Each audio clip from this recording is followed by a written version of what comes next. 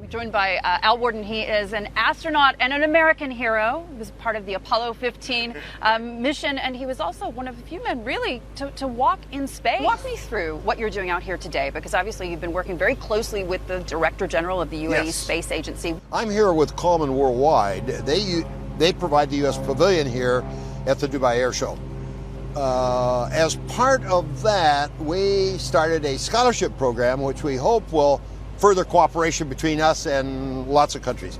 We now have 8 countries that we're working with, and what we do is we have them select 4 students and a teacher, and then we pick them up and take them to space camp with the hope that we will excite these kids about space. They will come back and talk about it, and we will begin to direct these young people into science, technology, engineering, math. That's what we're hoping.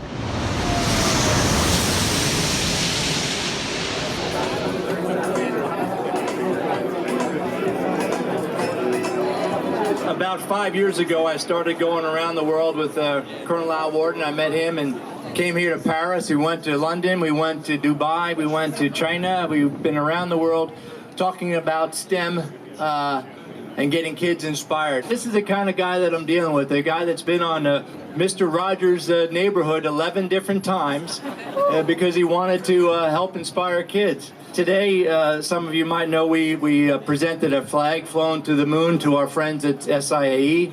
We've presented flags that Al flew to the moon to the Royal Air Force.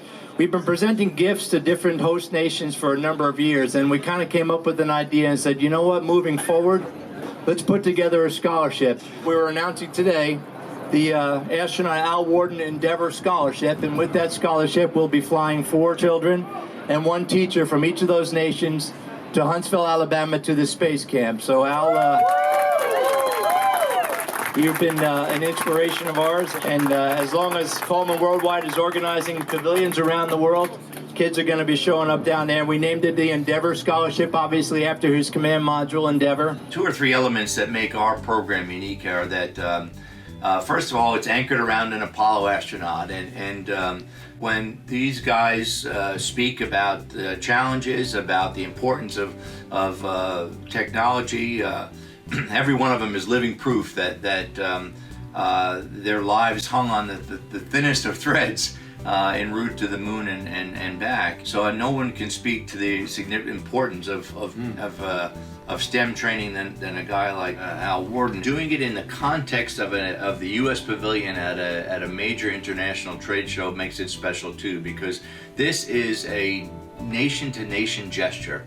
And in our capacity as the official representatives of U.S. industry in London and Paris and Singapore and Dubai and all the major air shows in the world, this is a statement of from our country, if you would, to theirs. I thought Dubai was the perfect place to have the first introduction of students into our program. It was. Dr. Al-Ababi and the space agency, the UAE Space Agency, were so proud to be involved. They were smiling ear to ear as he announced the names of the students and the teachers. We were honored and pleased that the U.S. Ambassador, Ambassador Ricolta, was able to be on hand, and immediately he wanted to be part of it, and he was thrilled to put the jackets on the kids and on the students, and they got a wonderful certificate. Handshake from Al and a photo, and it was really just a good afternoon. Immediately at the closure of the official ceremony, CNN was there, and they didn't want to talk to Al, they didn't want to talk to Dr. Al-Ababi, they wanted to talk to the students, and every one of them, one after another, got in front of a microphone and a camera and were on CNN, for goodness sake. So that's something to go back and tell your mom and dad and your classmates. It's a great start to something that will end up being worldwide. We'll be doing the same thing over and over with all these other countries, but that was a wonderful start to a growing program, which we hope will have a significant impact on those of the next generation.